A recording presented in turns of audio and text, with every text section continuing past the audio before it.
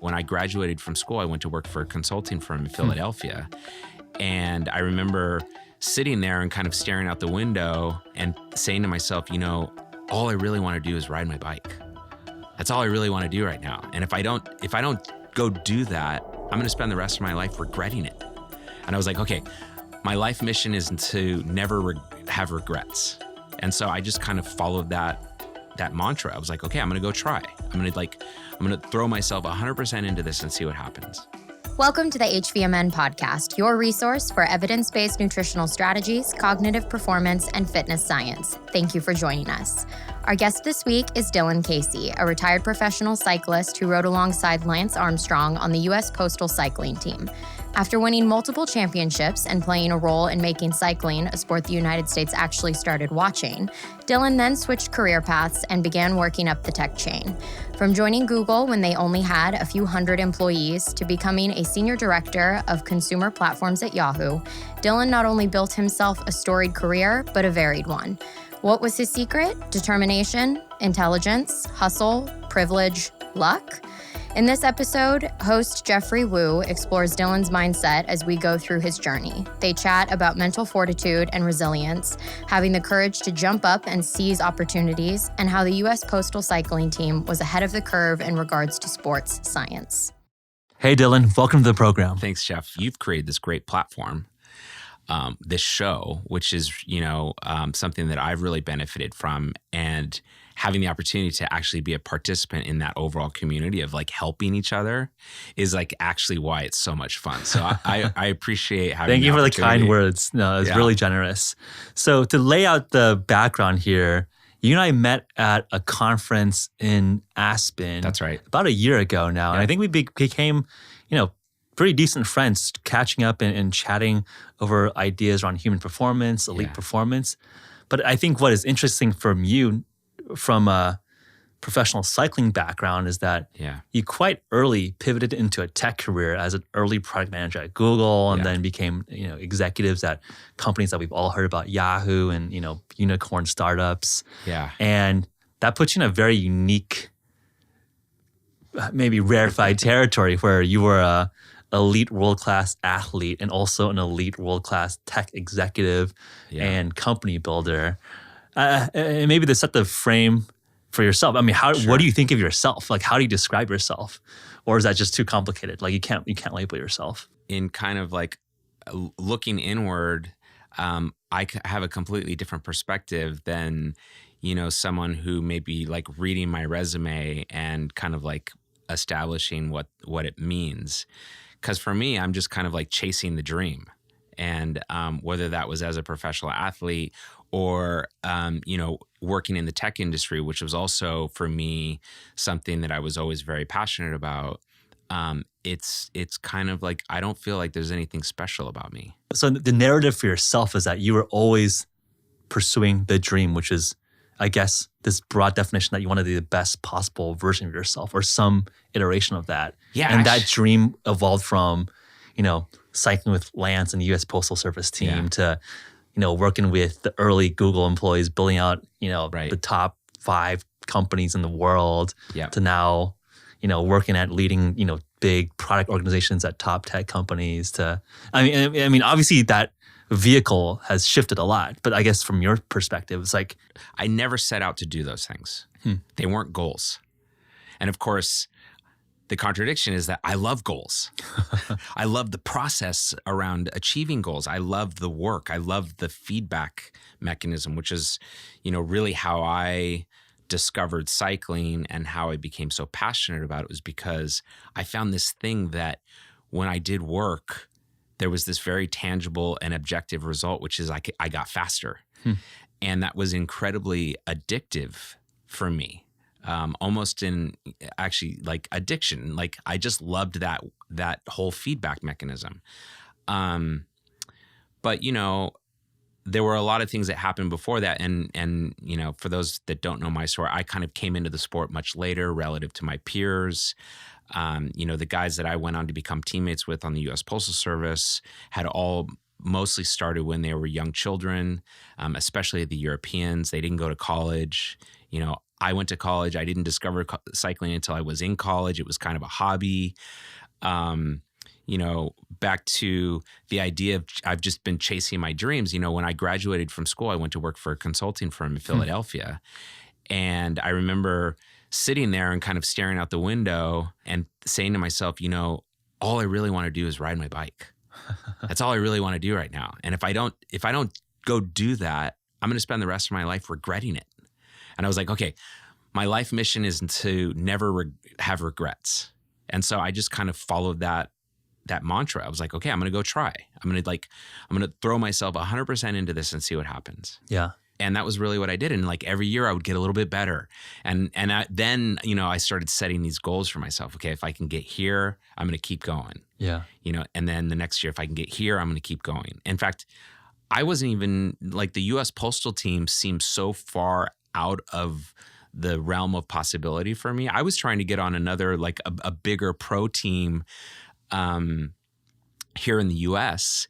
And the US Postal Service came along, and I think I actually got turned down by the pro team that I wanted to go on. In fact, because I was dating this girl, and the thought of going to live in Europe was scary, and like the thought of competing on this world stage, I didn't think I was good enough. And I didn't get the job. I didn't get the job with the local team, and I got an offer to go race in Europe, and I took it. Wow. And it's interesting because how old were you at the time? I was, I think 26. Wow. 25, 26. Especially in the context of elite sport, because that's super rare, right? So I guess you started just cycling as a hobby when you're in your early 20s, late teen, like 19, 20, 21. Yeah. And within 5 years, you were competing at the highest level. Yeah. And as you're saying, and especially in this day where people start optimizing when they're kids when they're like 5. Right. Right. So there was some talent there, I guess, in terms of your genetics or some disposition. Did you play sports in high school, like soccer or something? Really? No. I mean, I did a couple of things. I was actually mostly into riding my skateboard. So like a skater punk kid. I grew up in Walnut Creek, California. Okay. After living in Oakland as a young child, but I think ultimately, in hindsight, I just didn't have anything that I was super passionate about in school. In fact, the only reason I went to college is because all my friends were going, and I figured, well, I guess I should go. Right.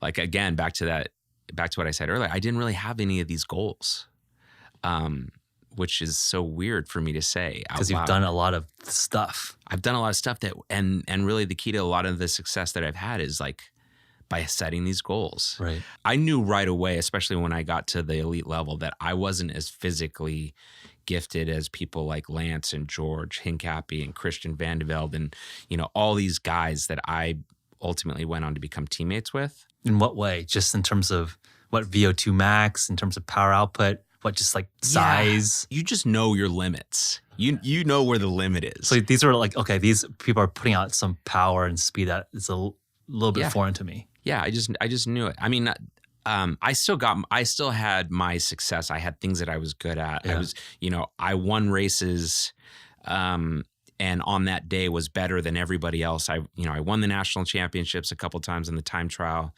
and the pursuit. I won races in Europe, and beat guys that were better than me. And in fact, maybe that was one of the reasons that I was really loved bike racing, is because you don't always have to be the strongest to win. Yeah. Now you got to be the strongest to win the Tour de France, or other races like that. But I just, it was just something that came to me, and I was so motivated and so passionate about it. Which is incredible. So as you're doing a consulting job, I mean, was there a point where it's like, okay, I'm going to just go full-time train? Yeah. I was like, okay, that's it. I'm moving back to Palo Alto. My girlfriend was going to Stanford at the time. You just like left your job. Yeah. You're just going to live out of a couch or just live off your savings. Prize money. I didn't have any money. I had a student loan to pay back. Damn. Okay. I remember a race. I think it was in Pennsylvania. Yeah. In Altoona, and there was a really big prize money race in Seattle the next weekend.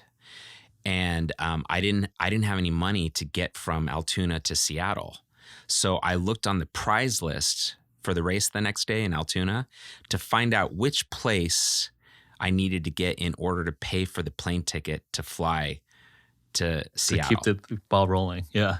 And so literally, I was like, okay, third place or better. I got to get third place or better to have a ticket to go to Seattle. So guess I was getting third place or better no matter what. Yeah. I mean, it was like literally, 3 laps to go. And I was like, I'm taking this guy to the curb because no matter what, I'm getting third place or better. And sure enough, I think I got second. So I had a little extra money. But I mean, it was just that mentality that I think has really stuck with me. Yeah. And I've been able to use that experience in a lot of the things that I've done in the tech industry. It's very similar. Yeah, no, it just reminds me. I mean, obviously, Jeff Bezos has a famous regret minimization framework. He talks about optimizing for minimizing regret, and I think that's a pretty popular concept. But it's like sounds very similar to how you approach some of these problems. Yeah, and I think it sounds like it's almost a bit of a greedy algorithm, and I use it in the sense of a computer science term, not like someone physically greedy. In terms of like getting second place or third place and better was just like the most important immediate problem that you needed to solve to get to Seattle. Right. And you went 100%, 120% into that. Right. So it's kind of this interesting balance of you have this long arc of minimizing regret, but it sounds like as you pursued that minimization of regret, you're very thoughtful of like the next step. And it sounds like you were able to stack up a lot of these next steps. Yeah. Which was that kind of that dichotomy of long-term and short-term optimizations. It's where I really truly understood and appreciated the concept of micro and macro. Yeah. And how they're correlated. Yeah. Because in that year or in that week of like, okay, I got to get to the next race, I also had a big picture of what I was trying to accomplish, which was, okay, get enough results to get a bigger contract or get onto a bigger team and have more opportunity. And that really narrow focus actually helped me to be successful. In fact, I think it's something that stuck with me throughout my entire tech career, which is like having a super narrow focus and just being ruthless about execution. Almost in a way that is not necessarily always positive. Yeah. You know what I mean? Like you can be so focused and so ruthless about what you're saying no and yes to that there's collateral damage. Yeah. And you got to be willing to tolerate that. But I feel like in this generation, this day and age, I think people want to be too generalist.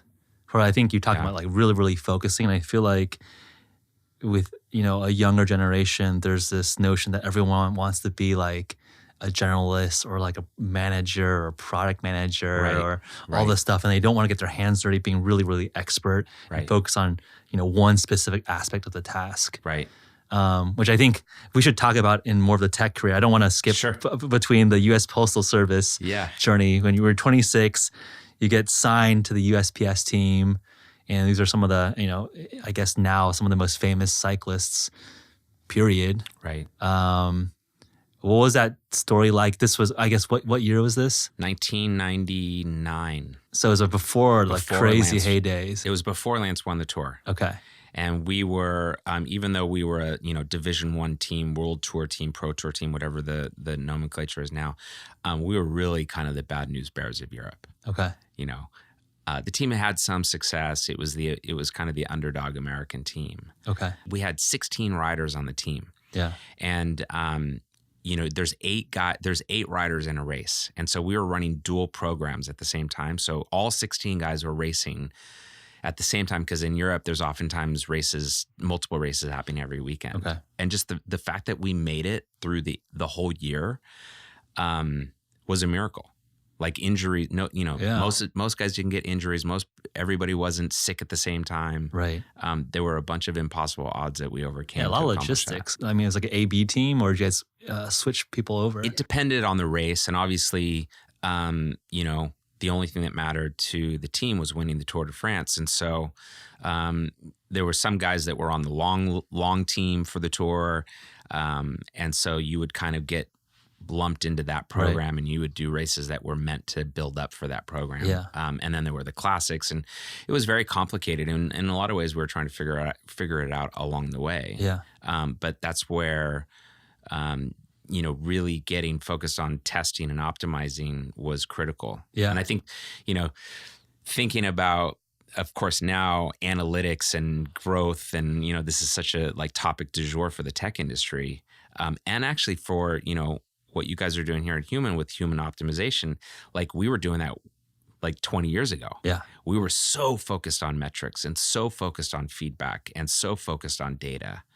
And in fact, it was our competitive advantage in that particular sport is that we were really focused on the details. I'd love to, talk more about that in the sense that, okay, 1999, which is, I guess 20 years ago now. 20 years ago, yeah. I mean, sports science was probably just up and coming. I think just talking to folks in this field. I mean, there was no such thing as sports science. It was just like physiology, biology, and then sport. There wasn't even that much money in professional sport, so there was not a science around it. Yeah. But I guess in the late 90s, that probably was just starting to come up. Yep. And I'm also curious to hear about that snapshot in time where really I would say the USPS team made cycling, especially in America, a thing, right? Like, I don't know what it was like. I was probably, like 10 at the time. Mm-hmm. I want to just set our listeners back into that time. What was it like in terms of the sport, in terms of the perception of the USPS team? I mean, it sounds like obviously if Lance hasn't won his first tour, he was not a global phenomenon yet. In terms of the state of the actual sport, the metrics, the tracking, curious to hear about the sophistication there. Obviously, we had I remember this blog post about the history where the earliest Tour de France people would be drinking beer at stops. Yeah, and smoking cigarettes because they opened up their lungs. Exactly, and then it became more and more sophisticated. Yeah. So curious to hear the snapshot in 1999. Yeah, so I really kind of grew up on the local domestic scene, and I had a couple trips with the national team to Europe, but I really didn't race in Europe significant, a lot until I went over with the Postal team. So I think Americans in general were a little bit more advanced than Europe, than the Europeans, for sure. I mean, I remember when I went over there, they were still telling us things like you can't eat warm bread because it'll grow in your stomach, and you're not allowed to have ice in your water, like all these weird kind of urban legends that just didn't make any sense.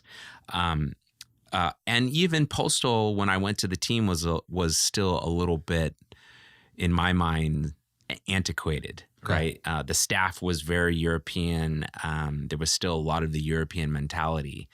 But Lance and actually Johan Brunel, who was the director at the time, had a different approach.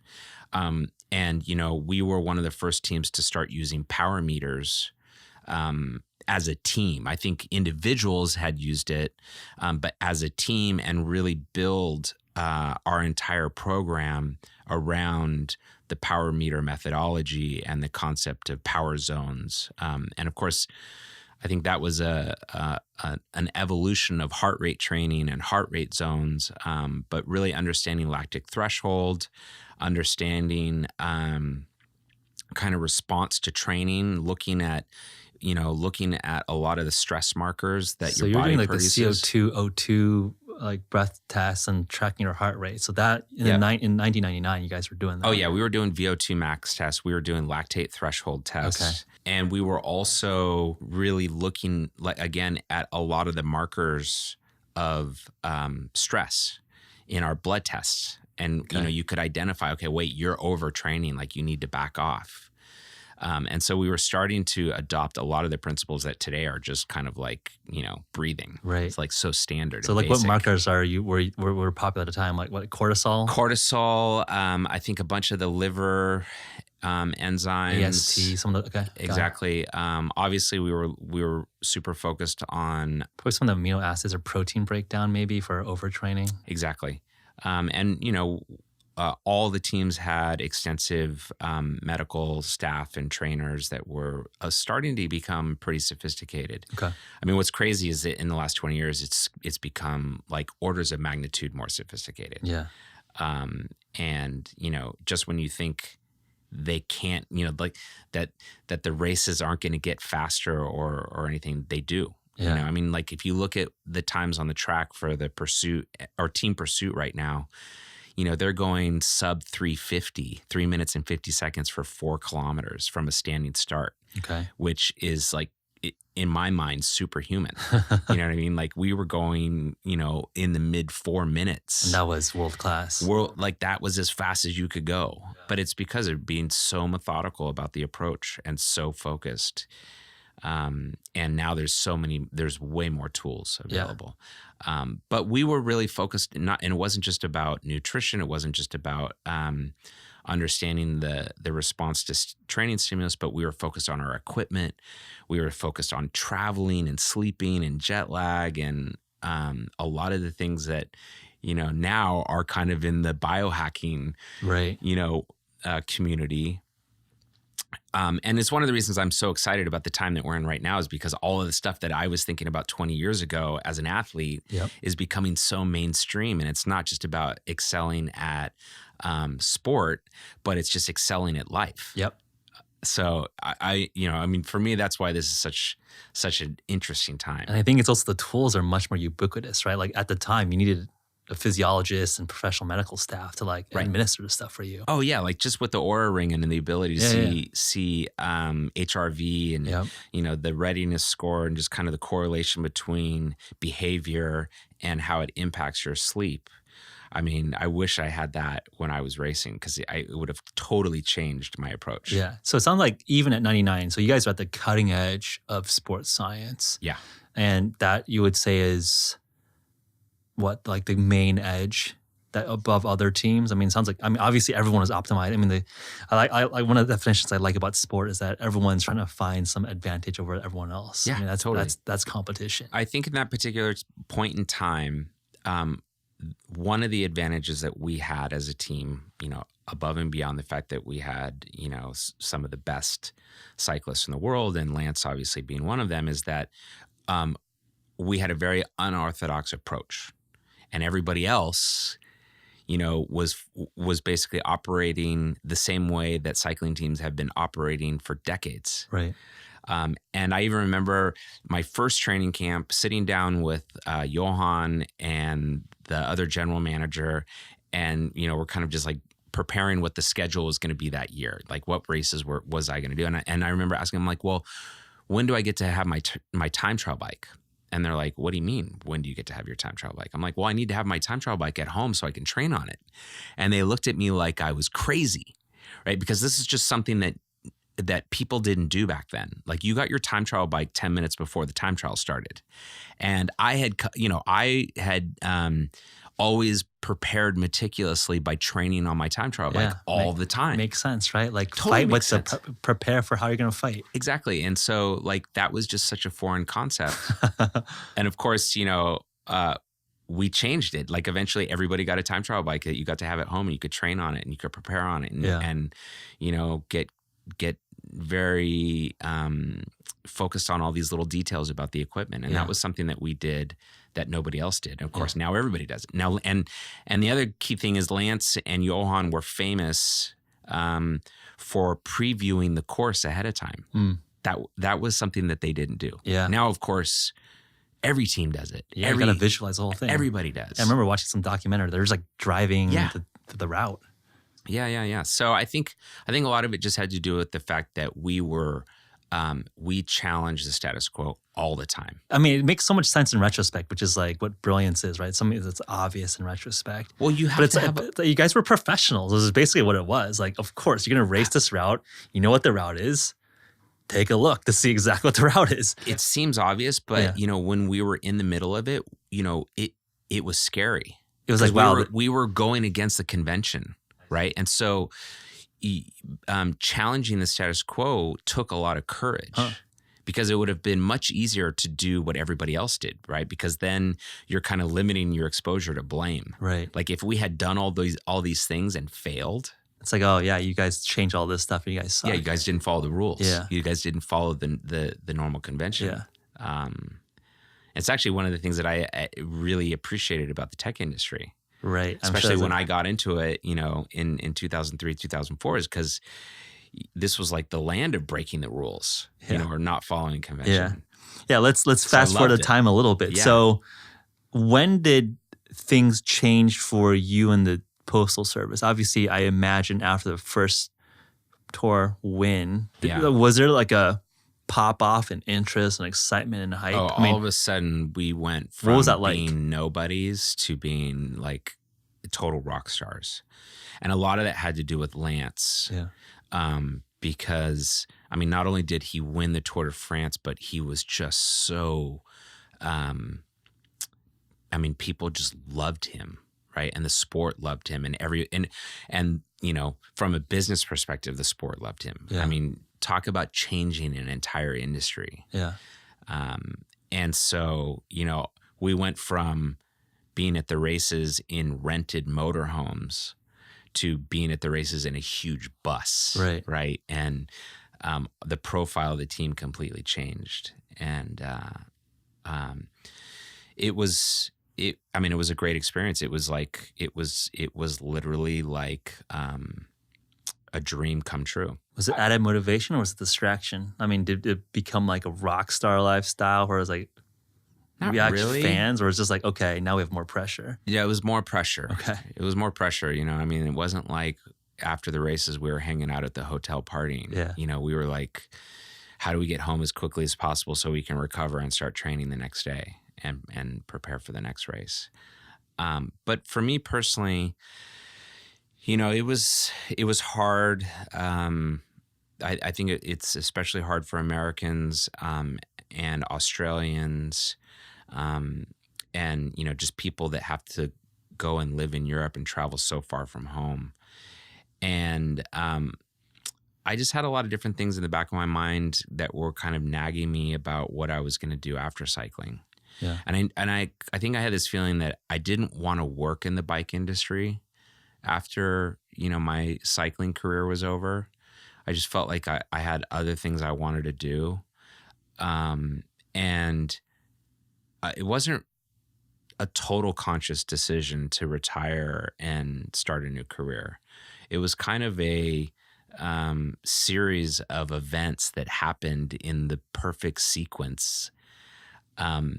And, you know, I was in just the right place at the right time that it happened. Yeah, tell us that story. I mean, so it sounds like 2003, 2004, you retired and you went up at Google, which in terms of timing is it's pretty funny. damn smart. God. I mean, like in hindsight, it was like the biggest Grand Slam lottery, whatever you want to call it, of all time. And in fact, you know,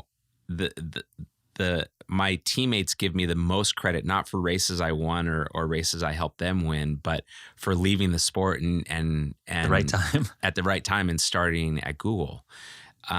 And I guess you avoided kind of the bombshell, obviously, of the elephant in the room there with the doping, and then I guess you entered in a very early stage with I was very fortunate to avoid a lot of that.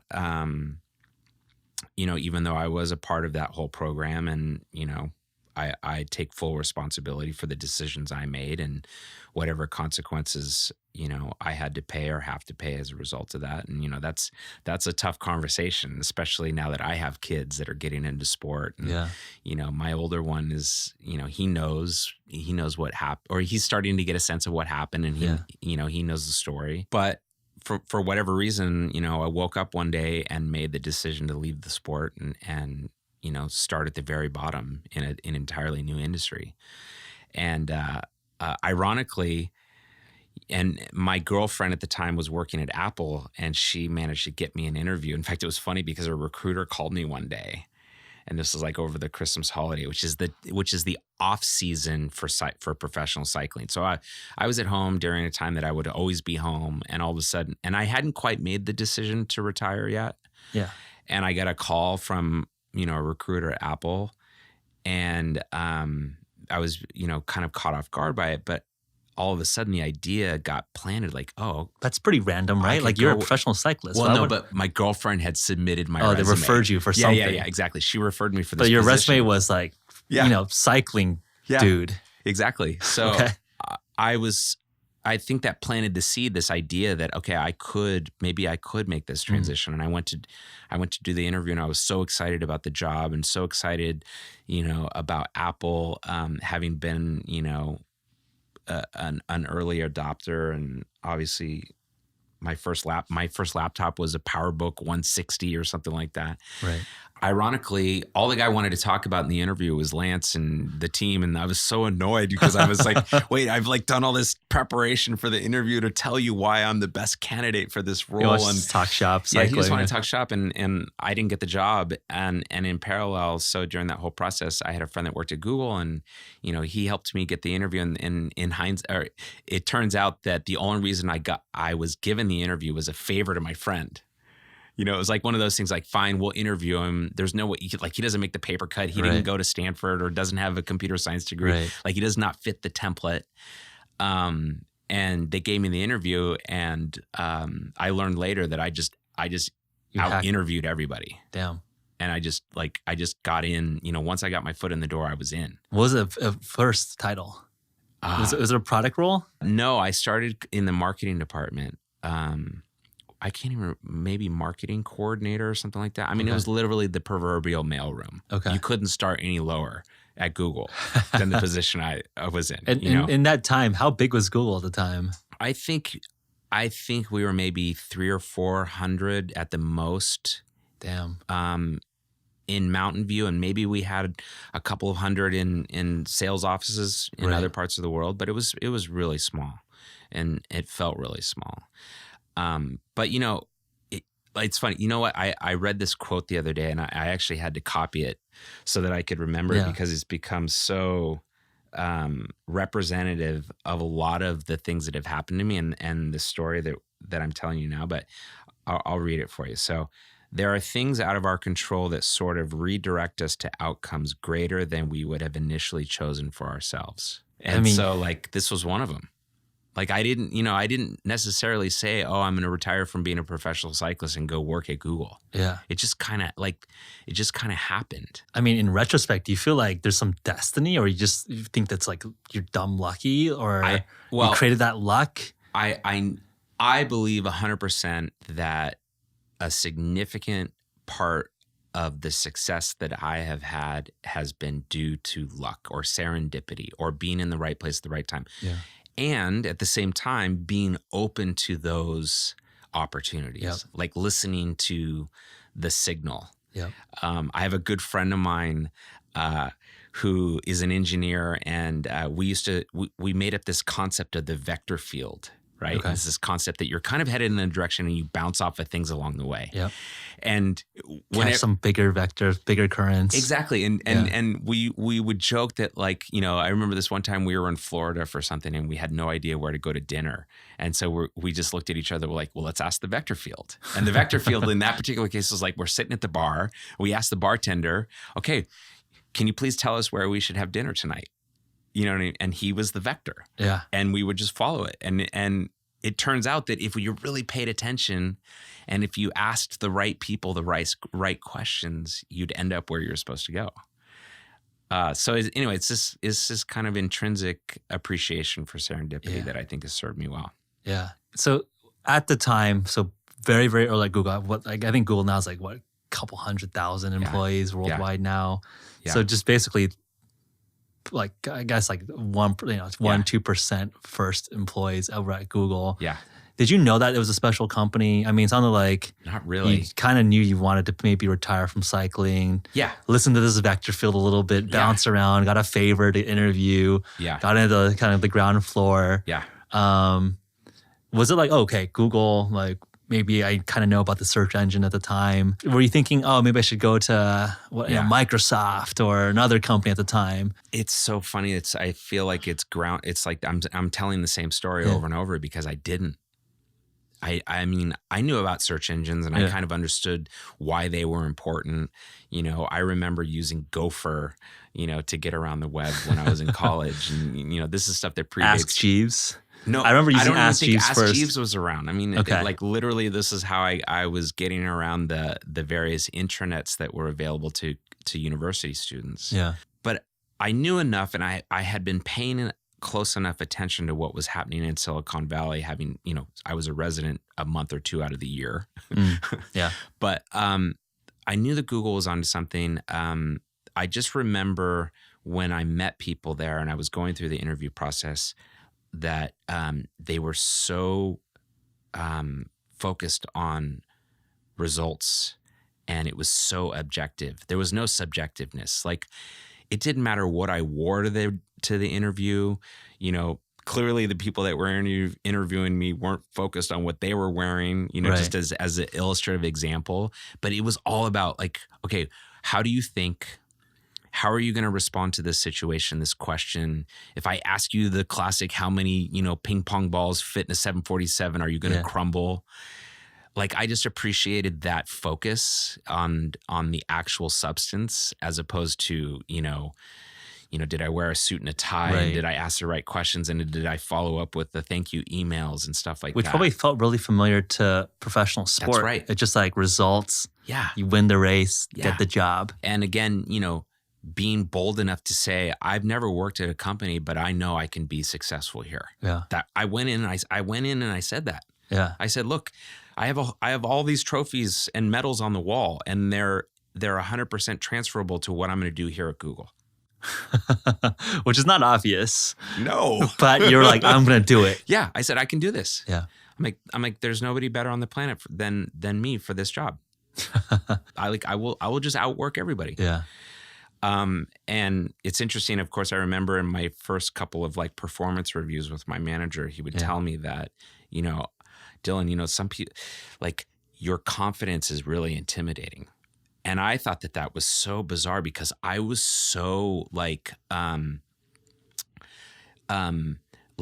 insecure relative to everybody that I was working with, because they were all like PhDs and like just wicked smart computer scientists, Right. and, you know, like the inventor of XYZ standard or language, or, you know what I mean? Like, I just felt like such a small like person to get that.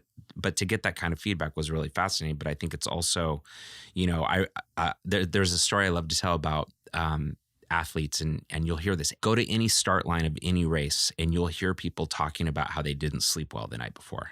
Yep. Or how I haven't been training as much as I wanted to. Yep. And what they're doing is they're just basically self-disqualifying. Yeah, they're sandbagging themselves. So They're just they giving have a bad race. Like, I didn't try enough. Yeah. And I remember just being really curious about that, because I had remember points in races. You know, these races are like 6-7 hours long in some cases. And in your mind, you go through so many different emotional states. And I can remember being in races where I was like, God, I wish I could get a flat tire right now. Or like, you know, like, I don't want to be here. I don't feel good. I want to quit. And what I would tell any reason to quit. Any reason to quit that like you could somehow attribute to like outside yourself. Yep. You know, like I got a flat, or my chain broke, or whatever. Yep. And then I just started like, what I would do is, when I got into that moment, I would just say, Dylan, remember your goals. Remember your goals. Remember your goals. I would repeat it to myself like a mantra. I would like for literally 15 minutes, I'd be sitting there saying, remember your goals, remember your goals, remember your goals. And it worked. And a couple of times it worked. So then I remembered every time, okay, when you start feeling like crap in a race, or you're at the start line and you want to start complaining about how things haven't been going right, just say, I feel great. Like, I'm gonna crush it today. I'm gonna kill these guys. Yeah. And even if you don't believe yourself, if you just say it, That it actually self-talk works. Yeah. I think all of us have felt that situation before, where like you just want an excuse to tap out. Right. Like you need to rationalize an excuse that feels like it's honorable to be like, okay, I give up, or like this was my day. Right. And you just need to have that extra fortitude, that extra bravery or courage to be like, no, not today. Yeah. Like, I'm going to push through that. And I think it's kind of, it's refreshing to hear from someone who obviously had a lot of success both in sport and tech, that it is kind of like, okay, just have that extra courage to say, no, I'm not going to, tap out to an excuse. Yeah, that's probably the number one factor that has been part of my success in this second career, is just having courage. It's super hard. Yeah. It is really hard, and discipline and focus, all those things. And, I still make huge mistakes, and I'm so like hard on myself, but I think, as an athlete, the difference between the people that are successful and aren't, I think has everything to do with how you handle setback. Yep. Like, you are going to have setbacks. Yep. And how you deal with those setbacks has a bigger influence on your overall success than how you deal with the good days. Yeah. And I think that that's true for anything. I feel like for myself, I am more forgiving on mistakes because I think there's a realization that you make a lot of decisions with incomplete information all the time. Yeah. And you're going to make some bad calls at some point. Yeah. And if you just forgive that there will be some bad decisions, I feel like that's a more resilient, more sanguine outlook on life. Because like if you just beat yourself up so hard for like one mistake and you just like crush all your momentum, that stops you from progressing forward. Yeah. I'm curious. Obviously, you need to be tough on yourself to be world class at anything. How do you balance that, or how do you articulate that to yourself? How do you have that discipline to be hard on yourself because you want to aspire to the top levels, but not be so hard or not have any that forgiveness where the first time you mess up, you're like, I am terrible person. I cannot do it. I give up. Probably some of it comes from my childhood where my coping mechanisms were just to move on, like just forget about it. You know what I mean? Probably in an unhealthy way, honestly, right? Where it was like something bad would happen to me or I would be disappointed with something. Yeah. And instead of dealing with it or instead of, wallowing in it, I would just put it out of my mind and move on. Yeah. And it was like I would just start over. And in fact, my wife will probably tell you that I am such an optimist to a fault, because like I just have this innate ability to only remember the good things. You know what I mean? And it's probably some sort of mental self-protection, circuit breaker. Yeah. But then the flip side of that coin is you're unstoppable. Like you won't quit. Yeah, I won't quit. Yeah. I won't quit. Maybe I'll pause for a while. Maybe I'll do something else. But like the things that I really, really want, I just feel like I'll get it. Yeah. And I'm just determined. But a lot of that, it's tricky because, like now I have kids. I have a 13-year-old boy, Cole, and an 8-year-old daughter named Sloan. And I look at them as they struggle and they kind of deal with the various challenges that they're confronted with. And I try to think of like, okay, how do I help them learn that they're going to experience, setback. And it's the tools that you create to manage that setback that are going to be the major influences and determinations on their future. Yeah. It's hard. It's so hard because like even in my own story, I don't know how to recreate it. Right. Like I see these parents of kids, they're all trying to make them into the next pro whatever. Yeah. And I think to myself, I'm like, I couldn't recreate myself, like my path. I couldn't. And by over-optimizing or over-protecting, you might just reduce their ability to cope and actually be resilient. Right. I mean, I don't have children, but I think it is an interesting concept. How would you reculture, almost reorient your own personality, right? And I think one of the things that I think more people should be open to is that you can kind of retrain your thought patterns and evolve how you think. And I think it's interesting as you have children or you're building a community, how do you pass along some of those principles down? And I think it is interesting to hear in common discussion that with a lot of professional athletes or folks in military that it feels like culture is softer or people are kind of weaker than they used to be. Right. I don't know if that's something that people always talk about the next generation. Yeah. But I think there might be something to that where I think especially as people go to Stanford, you hear people talking about like helicopter parents. People are optimizing the hell out of their kids. I mean, people, I guess the college kind of people are bribing their way into school, protecting kids from actual setbacks. Hey listeners, if you're enjoying this episode thus far, please consider writing a review on our iTunes page. It really does help increase the visibility of our podcast. That's really the best way to support our work. In appreciation for your review, we'll hook you up with $15 of HVMN store credit. We also love it when we see you guys share our episodes that you've enjoyed on your Twitter, Instagram, or Facebook. And we often reshare those posts. Just tag us at our handle @HVMN. Now, back to the show. When I think about the criticism for the things that, we did as professional cyclists and the scrutiny that we came under, which, is warranted, but I mean, look at what people are willing to do to get their kids into college. I know. Like how, you know what I mean? Like it's both scary and I think illustrative of where we are right now. Yeah. I didn't know this, like 20 years in jail for like Right. getting the comment. Like, oh man. Yeah. Like you could like, you can assault people and not get that much time in the cell. So like, I don't know how to equate all of that stuff, but a tangent. But I think my main point I was getting to was that, so as you, maybe it is like something that you're still figuring out, but how do you translate that resilience? Because it sounded like you're able to work through a lot of resilience. And I don't know if you had mentors or your parents or guidance with friends to help you process that resilience. Mm-hmm. Or was it something that was sort of self-taught? You just hit stuff and punch through. And from that, how do you translate that? Yeah. Because I think, to me, you have to eat pain to realize the real lesson. Yeah. And I think, and maybe you have some sense of this as well, like there's so much startup business books and like just Paul Graham essays around like what you should think about when you hire. Right. Hire slowly, fire quickly, don't burn money, like, to build something people want. And it's like obvious. You read it like, that makes sense. Right. And then you're just like, I don't know what it actually means because you never like did the wrong thing. Yeah. And I think there's actually like real meat and juice to like actually doing the wrong thing and messing it up. That like you actually learn what that very simple statement actually means.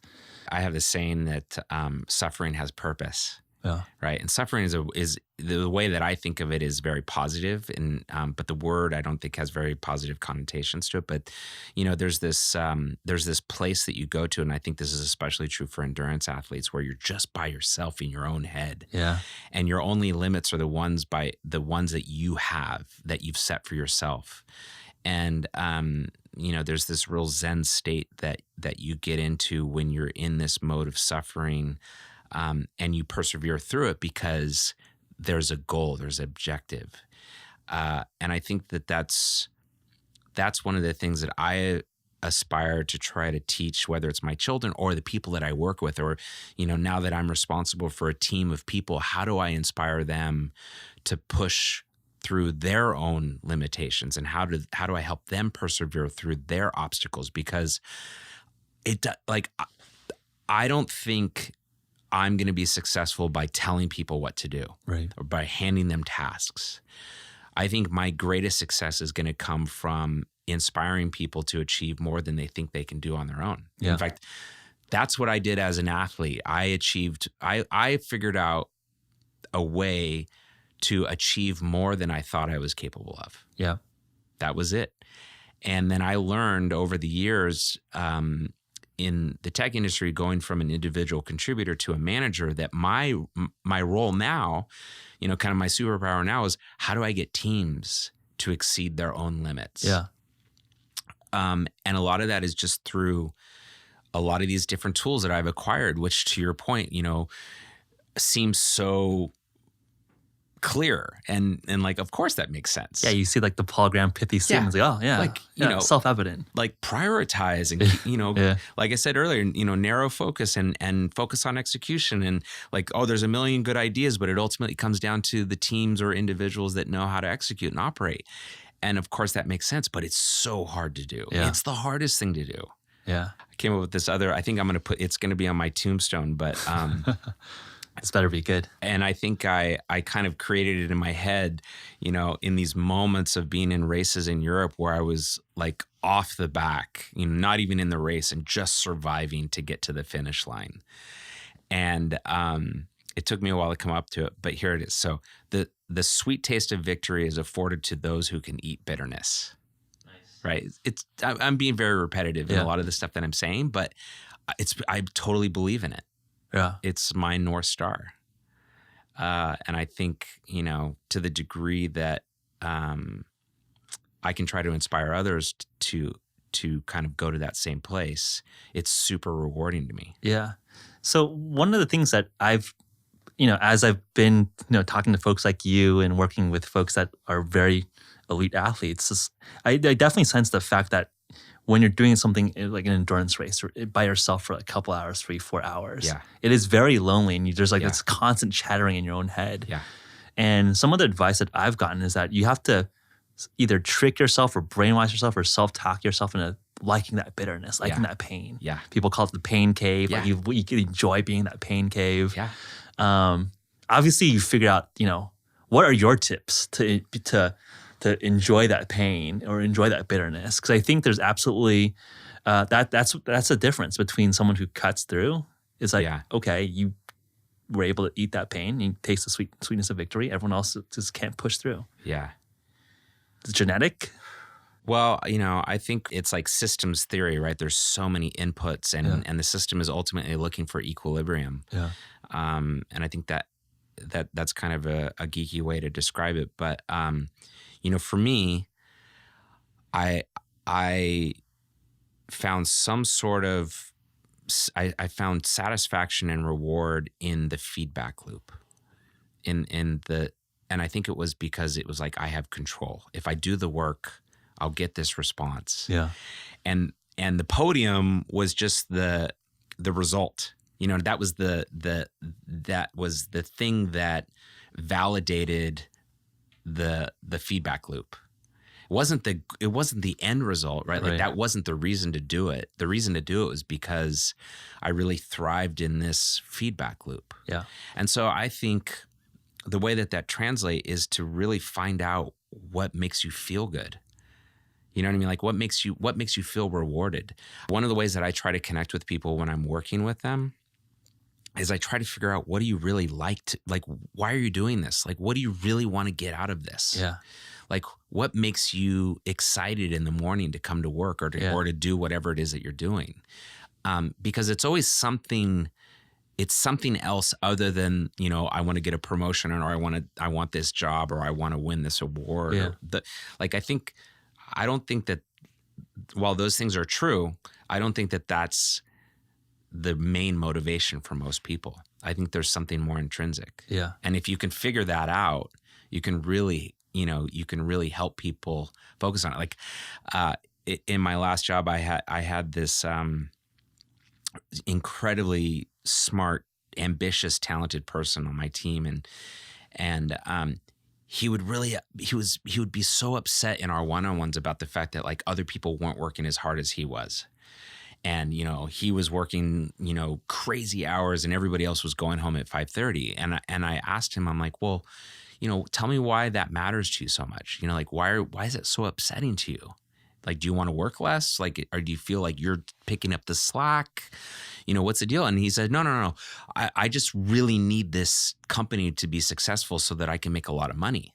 And I was like, he's like, because otherwise it's not worth it. Like I'm killing myself. Yeah. And the only thing that matters is how much the stock is going to be worth. And I was like, whoa, okay, let's hit the reset button. Pretend for a moment that I'm not your manager. I'm just like a friend telling you like some wisdom, if you will.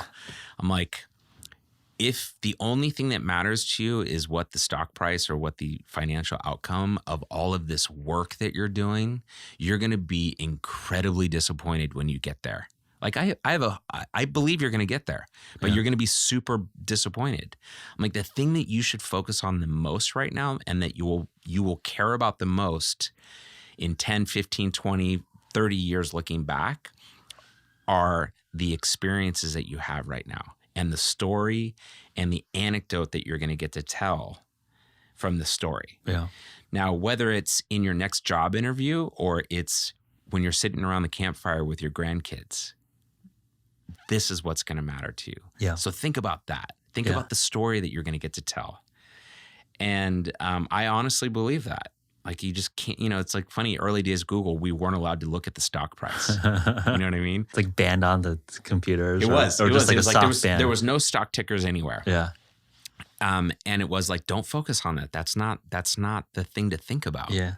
That reminds me, like, that very much a similar philosophy I have. I articulate it in a little bit different way, but I think about it process over outcome.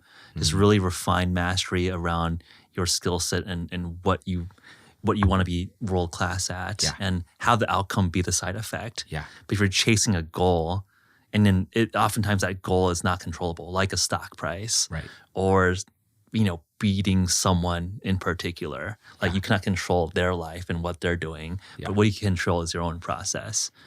But the second part that I want to respond to is I think we're relatively lucky that we can choose to spend our time to something that we want to have mastery of. I'm just wondering, and I know some people will be thinking in the back of their head, well, what if they need to just like make money? Yeah. Right? Yeah. And I don't know if I have a good answer about that because I've been thinking about this kind of more macro. Maybe we zoom out a little bit and more philosophical and socially, but it's like, I would say that probably most Americans and most people in general just like probably don't even like what they're doing. Yeah.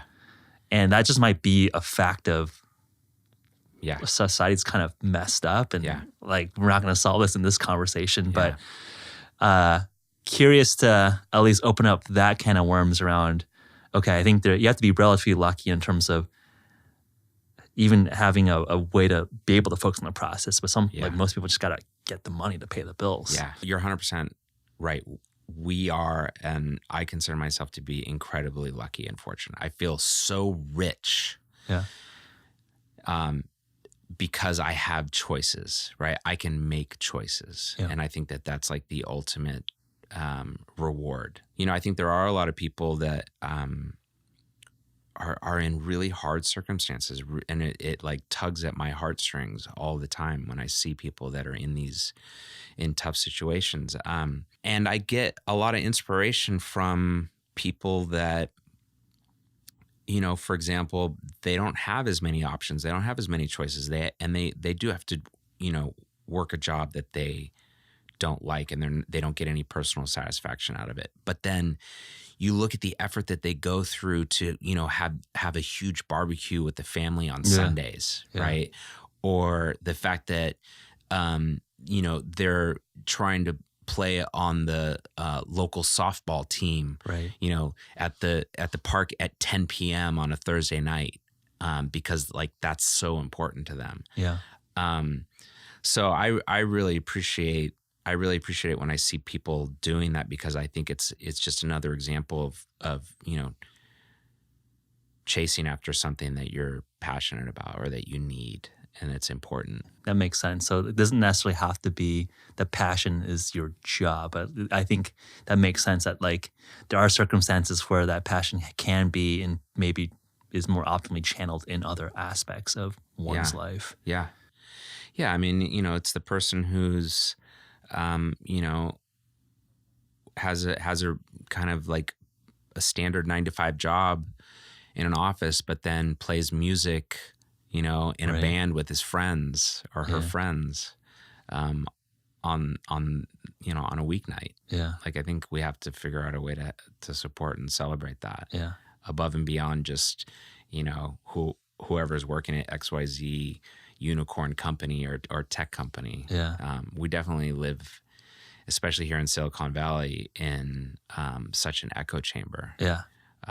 And I think that's one of the things that I really appreciated about having the opportunity to travel around the world, or even just around the United States, and see so many different perspectives and different people. Yeah. That just reminds me, like some of the comments we get on our podcast, like you guys, and Zil will remind me this, our producer, like, you use too much tech lingo. There's too much Silicon Valley business talk here. And I think I appreciate that because it is, there is a language, a culture around like tech and startups and financings and venture capital and building companies and changing the world. And I think that's starting to come to a head with the broader discussion now in politics, where I think we were talking about this before we turned on the tape around regulation, pushback. Is tech too big now? Obviously, as you've been at Google, Yahoo, some of the unicorn startups. What are your thoughts there? I mean, obviously, you've worked with some of the most prominent people at Google, Yahoo, all these name brand companies. Maybe you could help maybe unpack that, or maybe reaffirm that these are super evil people, or they're good-hearted people. Maybe help translate what like the New York Times will write versus like what you actually see on the inside, knowing these people as people. Yeah, wow, that's a big question. I mean, we could have a whole podcast just on that topic itself. But Silicon Valley is a unique place, and it has pros and cons. For me, this was my home. I grew up here. I love it here, right? And I've really thrived from being around people who really set impossible goals for themselves. And have benefited as an athlete, and then also as somebody that's been a part of this community in the tech industry. Like, I think we have a responsibility as this community to do the right thing for the rest of the country and the rest of the world. And Google's probably a good Google and Yahoo for sure, but Google had this mantra of "Don't be evil." And really the story behind that, and I think it's pretty well known, but, ultimately that was a group of people, sitting in a room trying to make a decision around how to treat advertising results relative to organic search results. Mm-hmm. And, there's a lot of debate, and everybody had a different point of view. And ultimately somebody said, hey, don't be evil. Like, we should just not be evil. That should be the principle by which we make this decision, because it's the right thing to do. Yep. And, I wasn't at Google when that happened, but obviously it was part of the culture. And it's ironic that that now it's used against them, right? Almost to paint them out as like, hey, you guys said don't be evil, right? You're being self-righteous now. Right. And the scary thing is, having been on the inside and read those New York Times articles and knowing the truth and the delta between the truth and what's written, first of all, I'm not a fan of journalists. I am not a fan of journalism in general. I mean, I don't think that, journalism was supposed to serve this purpose, especially in the American culture and government, of like checks and balances. Yep. It was supposed to be like the barometer or the limit, set the limit on things. Yeah. And I don't think that that's the case anymore. And maybe, the tech industry is partly responsible for that, right? By measuring clicks and performance. And, maybe there's a discussion to be had around that. Maybe that's the discussion that should be front and center with regards to politics and Facebook and Google and data and privacy and all of that. Yeah. But it's interesting with thinking about Google, like, I know how much information and data they're storing about, people, because I was there and I've seen the logs, and ironically, I was part of the Google Plus team, which had to figure out a way to build an entirely new logging system that actually stored personalized information about you. Because if up until then, Google was all about, aggregated, non-personalized information and data. Yeah. And so that completely changed. But I had to become aware of the fact that even people in my own family are uncomfortable with how much information Google has, and Facebook and other companies. Yeah. And I think that's what we all need to focus on, right? It's like, I can't even convince my own family members that Google really does want to do the right thing. Right. And wants to be very mindful and cognizant about what it does with their data. And there's things that I saw and experienced that have formed that opinion. And unfortunately, I can't share some of those things because they're confidential. Yeah. And the New York Times won't write about it, or won't write about it in a way that is actually altruistic, right? They'll write about it in a way that gets the most clicks. Yep. And the funny thing is, I went through the same experience with US Postal and Lance. Like, the whole thing about taking Lance down, there was no positive outcome for anybody except for Travis Taggart and some of the government, right? And the only reason that we even know who Travis is because he's the guy who took down Lance. The only reason that we know who Ken Starr is because he's the guy who took down Clinton. Yeah. Right? There's a whole different agenda going on there. And so the funny thing is, I was in races, and I would read the race report from a journalist after the race. And I'd be like, that didn't happen. Yeah. Or like, no, that's totally wrong. Yeah. So I started writing my own race reports. right? Because I was like, I'm going to tell the real story about what happened inside. In fact, and I'm going to give you a different angle and a different perspective, which I think is actually more interesting. Yeah. Which is, this company that Lance and I started called We Do, which is the answer to the question, who wants to run 100 miles today? He has 2 podcasts, one called The Move, which is basically a post-race commentary. And the whole intent of that show is to say, here's what we saw really go down today. Yeah. Here's the insider perspective, because I think that that's interesting from an entertainment perspective. But from a journalistic perspective and how it relates to politics and the tech industry, what we really need to be asking ourselves is, how does that relationship actually occur in a way that benefits society and not just benefit either lobbyists or advertisers or the companies themselves with regards to what their stock price is. Right. Like, that would be a conversation I would love to have. Yeah, and nobody's having it. And I think you hit the good point, which is the incentive of the journalist to win a Pulitzer, right? And that, which basically means it's gotta be juicy, meaty, right? Gotta have some blood sport in it, right? And I think that's where there's that I think that cloak of, are we objective? Are we biased? And I think that's the hard part, where I think that's the complication right now, because can you have that objective media? Right. And if not, then do we just assume everyone has just an opinion and everyone's going to be biased? And I think it's like, if you're a human, you're kind of biased. Like, I'm biased, I'm prejudiced, like. Totally. I mean, look, I 100% I'm biased about Google.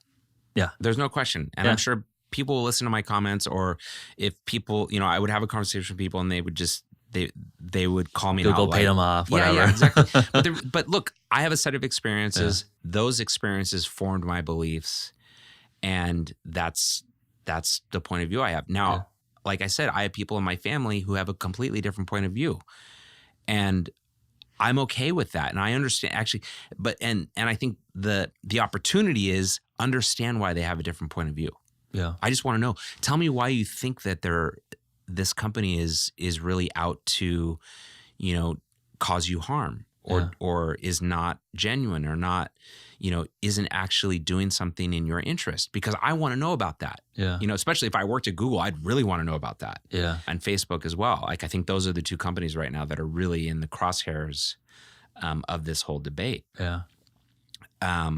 But, having been on the inside of those companies, and, I was inside Yahoo, and right in the middle of the very well-known, famous kind of data breach, which at the time, was like the largest data breach in history, which heard the acquisition price with like the, right? It was like, we had exactly. So it's been a couple of years since that happened, but now it's like everyday news. It's no big deal. Yeah. Right. But like, the delta between what was written about that and the truth about what was going on inside is huge. Yeah.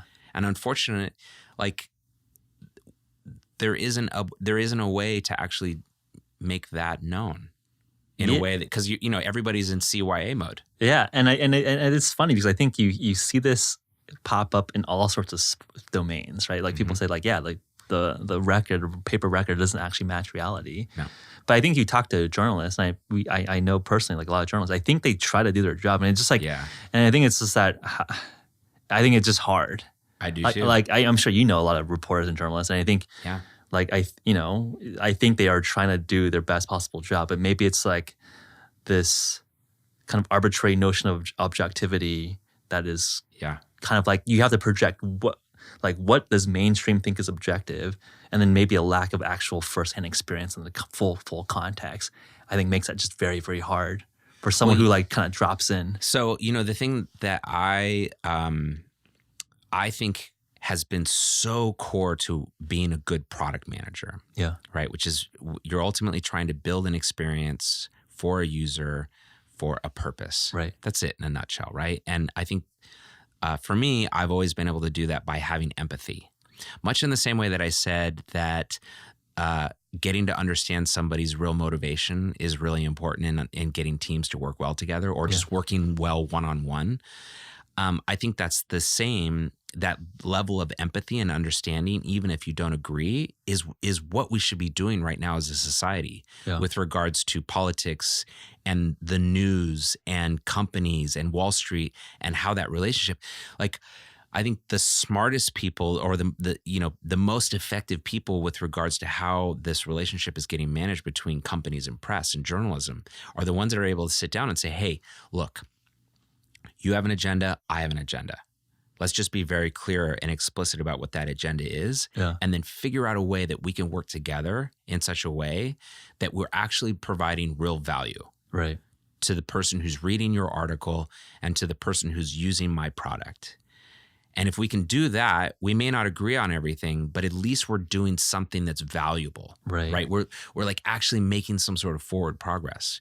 But if you can't have that level of empathy for the journalist, and to some degree, I regret saying I don't like journalists or I don't like journalism. But the reality is, you really just you have to work harder. You have to really, set aside your own ego or your company's ego, and say, okay, you have a purpose here, you have a goal and or an agenda, and I do too. Let's figure it out together. If we can do that, then there's real symbiosis here. Right? There's a way that this whole ecosystem works together. Yeah, I mean, I think you hit it on the head in terms of just like I like to think about like full banded communication. Just like, let's just talk about it for real. Yeah, like there's like this like the subtext and like the language and it's like actual meaning. And I think it's hard to know when you can communicate at what level to which people, right? Well, have you ever heard two lawyers talk to each other, like especially opposing lawyers? It's so interesting. I remember the first time I heard it, I was so caught off guard because they're so matter of fact. Like, oh, hey, how's your kids? What baseball game are you going to this weekend? And then like, okay, here's how this is going to go. Then they get down to business and they're kind of like, look, this is how this is going to play out, right? It's like a very clear, structured set of rules about how this is going to be interpreted. Yeah. Here's my point of view. You disagree. Let's negotiate. And like they walk out of the room with like an agreement. Yeah, and it's the craziest thing you've ever seen, right? And it's almost like, okay, that particular industry has figured out how to do it right. Yeah, and I think there's some there's a nuance there. Yeah, if we can figure out how. That's actually an interesting analogy because it is like that is a brutal situation, but I think that's just their job. They're used to it. Like they know that, hey, there's some. Yeah, they're like dealing with the in some cases like a person's future life, like whether or not they're going to spend the rest of their life in jail or not. Yeah. And they kind of like, use their experience. They use the context. They're unemotional. They're very objective about it, at least to the degree that they can be objective. And they're like, okay. Like here are your points, here are our points. Like there's some, obviously with any kind of dispute, there's some points on both sides that like have some credit. And it's like, okay. Right. Get this resolved. I was so excited when I came in here, Jeff. Now I'm kind of bummed out. No, but I think there's a lot of opportunity here. I think, and that's the way I see it. And I think if we focus on those things, if we prioritize that particular part of the conversation, we're going to come out in a much better place than if we get stuck in this. Well, I think it's actually kind of a good pivot point to go back into human performance and mindset, which is that transparency and that level of communication and honesty to the counterparty. Yeah. And like, I think it kind of pulls full circle. Like you need to have that counterparty or that you need to be as honest and brutally honest with yourself in terms of self-talk or like you're doubting yourself. Okay. How do you buffer yourself back up? Yeah. It's funny. One of the reasons I've been such a huge fan of the work that you guys are doing. And I think there's a lot of other companies and individuals that are using a very similar approach, which is let's look at the data. Yeah. Let's look at the science. Let's take the subjectivity out of it. And like, let's be as real and genuine and authentic with our customers and the people that we're trying to appeal to. Right. Because that's a much better, it's a more convincing, more persuasive approach than, what celebrity you pay to use your product, right? Which is the traditional path, right? Or, the anecdotes that come from people that are basing their experience on science and data and the structure that comes from that. It's just such a refreshing approach. And for me, it resonates because I feel like that has been the approach that I've always been attracted to, even early days as an athlete. I don't think it's even being smart. It's just like what you and I both cut out in terms of the cloth. It's like, I don't want shit that doesn't work. Right. Let's just be real to what the data says and what the evidence says. Yeah. And like, I don't know. I think you got to get credit to the customer. I think people are smarter. Totally. And they're willing to do the work. Right. And I think there's such, like I said, this time is so exciting for me because now it's not just about athletes that are trying to live the best or be the fastest, right? It's really around how do we live the best life? Yep. How are we, the best parents that we can be, the best friends, the best employee, the best manager, the best person, the best member of our community. I'd love to talk about that. So obviously you were very metrics driven in your athletic career. Now with more and more technology, Oura Ring we mentioned, what are you optimizing now? I mean, I think there was a New York Times article about how Jack Dorsey is this influencer in terms of dictating lifestyle just as much as Hollywood celebrities are dictating lifestyle choices. Yeah. Now there's biohacking Jack Dorsey, who's Twitter CEO, and other sort of biohacker types who are setting lifestyle culture. Curious to hear, are you applying some of these techniques in your personal life? What are you measuring? What are you tracking? Totally. What are you up to these days? For me, it's the same pursuit, right? Like just really trying to get the most out of what I have. And I think, with technology, there's all these tools that give us a better feedback mechanism, trying to understand the difference or identifying the difference between correlation and causation, which again is so critical to, when you're building a product and you're trying to figure out, okay, why did this happen? Right. Or, when we did this, did it do what we expected it to do? Right. And I think the crossover there is so clear to me. But yeah, I think I obviously don't compete at the same level that I did before, but I still love competing. I love the experience of competing. So you still racing, cycling? No, not racing as much formally. Yeah. Although, last year and the year before, got together with a couple of my former teammates, Lance, George, and Christian, and we did a 24-hour mountain bike race in Tucson, and it was like a relay. And, it was fun because we felt like, juniors again. Like we were all nervous and excited, and, we trained really hard and we prepared and we're like, what kind of tires are we going to use? And, we got into all the details again. But at the same time, we were there just to have fun. Yeah. Does this crush it, or is this like a super pro event, or? Well, no, it's more of what I would call a participant event, kind of like Ironman or a marathon, right? Yeah. And so you have people that are there that are like at the very, very top of the sport, and then you have people that are just like, I just want to finish this thing. And it's actually what made this event and many events like this very really exciting and fun for us, because we could compete to, however much we wanted to, but then at the same time, we could stop at the whiskey, enjoy the experience thing and take a shot of whiskey and enjoy the whole experience. I still love to do that, but I've completely become a morning person because it's generally the only time that I have to work out, and I have to work out. I love working out. It's still like, it's my church. It's where I solve all of my problems. Working up like what, 6? Are you like 5 o'clock? 5 o'clock, okay. Yeah. 5 o'clock pretty regularly. Alarm clock or just like your circadian rhythms? No, I have to use an alarm clock. Okay. But I've definitely gotten into, I am definitely a sleep princess, like earplugs, eye mask, cold room, I try to like get away from my computer and my phone as early as possible. Yeah. I try to do a lot of those things just to really get the best sleep, drink a lot more water. I mean, again, it's funny. I wish I would have known all these things when I was an athlete. I think I would have been, 10 times better just focusing on these things or just understanding the impact and effect on overall things. How about nutrition? Are you looking at fasting, intermittent fasting? Yeah. Restricting carbohydrate or cycling between keto and non? I love intermittent fasting. Okay. And I cycle between, either zero carbs or super low carbs on days where I'm not very active. Yeah. And then days where I am super active, I'll eat carbohydrates. But I try to focus on like really high quality, clean carbohydrates. Which is ironic given that we used to carry around these boxes of stuff called Extran. Okay. It was basically straight glucose. Okay. And we would use it like in the last hour of the race. Just downing sugar. Yeah. Makes sense.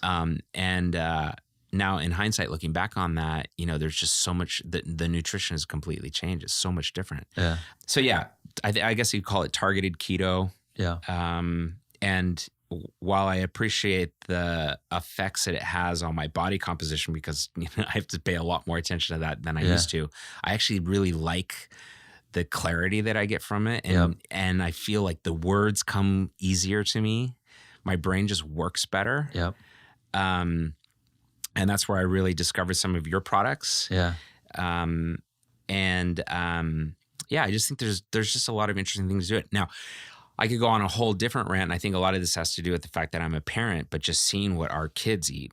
And, I was at the soccer game the other day. My son plays soccer, and the team before us, the whole team gets off the field, and there's like rows and rows and rows of McDonald's Happy Meals and Gatorade and like these little Hostess cupcakes. Wow. And I'm just like, oh my God, I just can't believe that. Yeah. It's so shocking and at the same time so depressing. So American, right? That's, what I mean? If we can really educate people about what they eat and how it impacts their lives, we have a chance at changing behavior.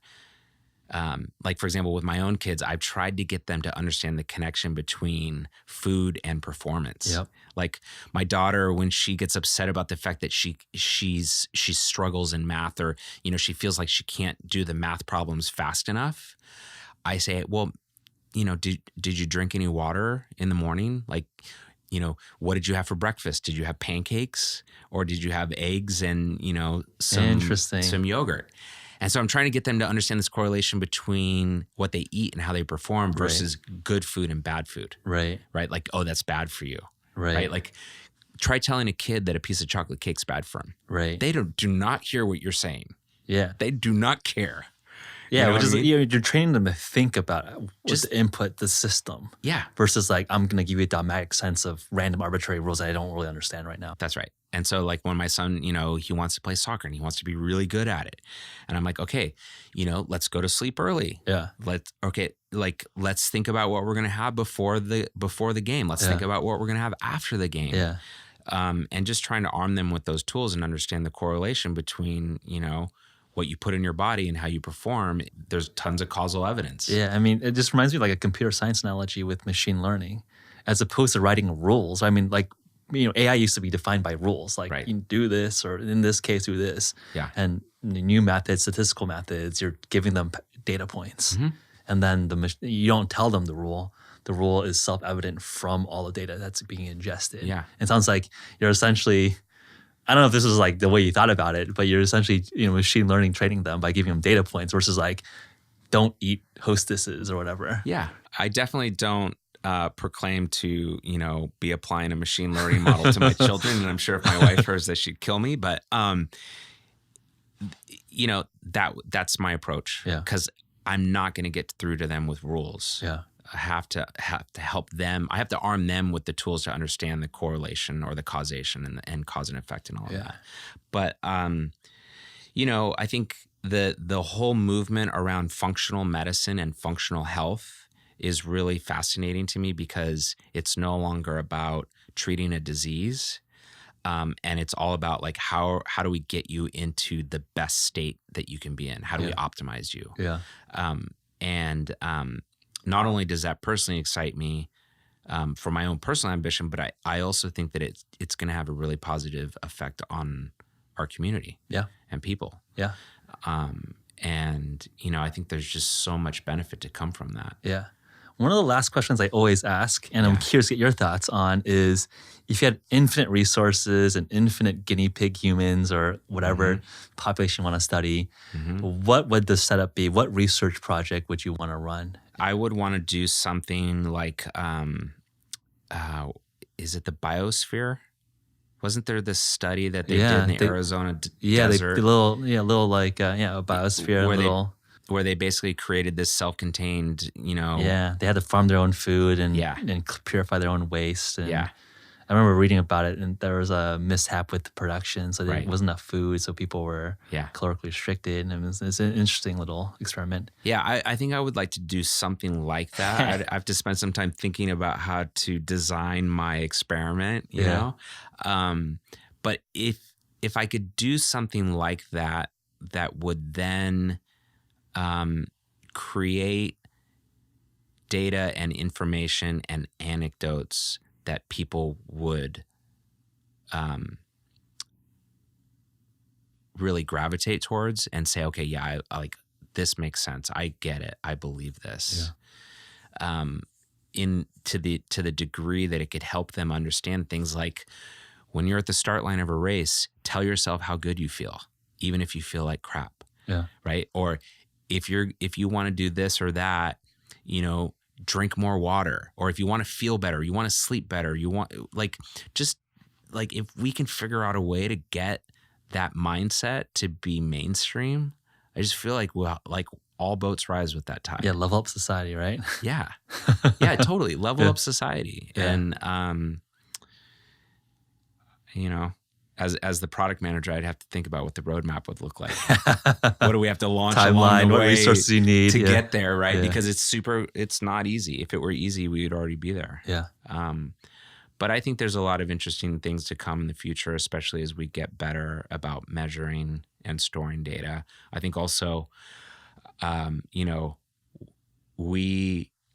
actually love history now because you can go back and you see these patterns that have repeated themselves over and over and over and over. Like, can we figure out a way to stop doing the same dumb thing over and over? I don't think so, because people die and then they don't read history. So it has to be a different curriculum, right? Yeah. Or a different way of that vicarious lesson. Yeah. So who knows? Maybe there's something interesting to do there. Yeah, no, this is a fascinating conversation. So where do people follow along? What are you up to next? I know, I know you have Twitter. Where do people find you? I have Dylan Casey everywhere because I was an early adopter of just about everything. Yeah. So, whether it's Instagram or Twitter. And I'm super easy to get in touch with. Just one quick little story. I broke my pelvis and my collarbone one year in a horrible crash. Okay. And Bicycling Magazine asked me if I would, or I was already contracted to write a bunch of articles for bicycling, and I was going to be doing some races, and it was supposed to be about the races. Well, I crashed. And so they said, well, do you want to just write about your recovery? And I was like, sure, whatever, because they were paying me. And so I'd write these articles, and the articles were just all totally focused about me and what I was doing to get better and how I was recovering from my training. And I was almost angry about it. You know what I mean? And I was like, oh, whatever. And I got this really heartfelt email from somebody who said, Dylan, I had the same exact accident. And reading your articles about what you were doing to overcome your accident were so inspiring to me. And I was so shocked because I was like, what? I can do something that is so self-serving and selfish and help other people at the same time. I want to do this more. I thought that was great, right? And so I've really come to appreciate and get a lot of personal satisfaction out of helping people. And I wouldn't have gotten here or accomplish the things that I've been able to accomplish if it weren't for a lot of people helping me along the way. So I really try to help as many people as I possibly can. Yeah. And so, anyway, you can reach me, pretty easy to find. And I'm hoping in my next go around, whatever my next job is, because I'm kind of in between right now on the proverbial beach, gives me the opportunity to do that. This is one of my favorite conversations. Thanks so much, Dylan. Yeah. Thank you for having me. All right. Awesome. Thanks for tuning in this week, everyone. If you want to learn more about HVMN and our offerings, visit www.hvmn.com/pod.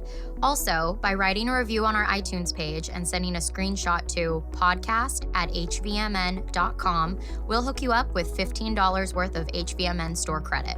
Our last shout out goes out to our listener survey, which lets us know who you are better so we can continue making episodes you find most valuable. Visit go.hvmn.com/podcast survey for that survey. It'll only take a few minutes, and new submissions are eligible for an HVMN ketone giveaway. Until next time, eat well, train smart, and live your life.